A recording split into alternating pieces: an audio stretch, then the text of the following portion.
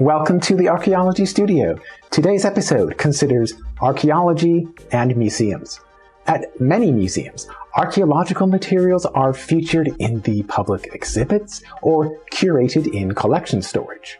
Ideally, professional archaeologists can be involved in cataloging the materials, preparing the exhibits, and performing ongoing research in order to learn new information and support new ideas. A single archaeological project can produce an astounding amount of artifacts, food remains, and documentary records. Extremely few of those findings would be suitable for a museum exhibit, yet the collections in principle still would need to be curated in a storage facility. A curated collection might include thousands of pieces of broken pottery, fish bones, stone flakes, and database records. Perhaps none of this material would be suitable for a museum exhibit, or perhaps a few selected pieces could convey a sense of what the pottery and other objects looked like in their original contexts. In my opinion, archaeologists should learn how to select the objects and information that could go into a museum exhibit.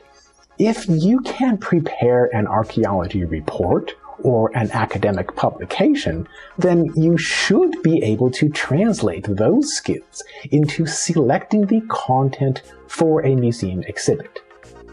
In my approach with archaeology, a project is not complete until I can catalog and prepare all of the project's findings for curation and for possible museum exhibit. I keep in mind that all of the objects and records from my work will go into a curation facility. Realistically, I may not ever access those materials again, and eventually people other than myself will be responsible for the ongoing curation maintenance. In this case, I am obligated to perform whatever studies I feel are important because otherwise no further opportunity may be possible. Likewise, if I can identify something worthy of a museum exhibit, then I should make those recommendations before I transfer the materials into a curation facility. Otherwise, the potential for a museum exhibit probably never will be realized. For a museum exhibit, I consider the key points from my research that changed or improved my knowledge about the past. How could I convey this information for the public? Specifically in a museum context, how could I translate the material facts and objects from the past for people to appreciate today? As an archaeologist, I would want to see a museum exhibit that shows the material findings of a region in chronological order. What did the environment look like during different time periods? Within those contexts, where did people live? And what real archaeological evidence has been found? This basic knowledge provides the factual essence for supporting endless other ideas, discussions, and new directions of research. In my view, the basic chronological narrative of archaeology can translate effectively into a core exhibit or permanent exhibit in a museum.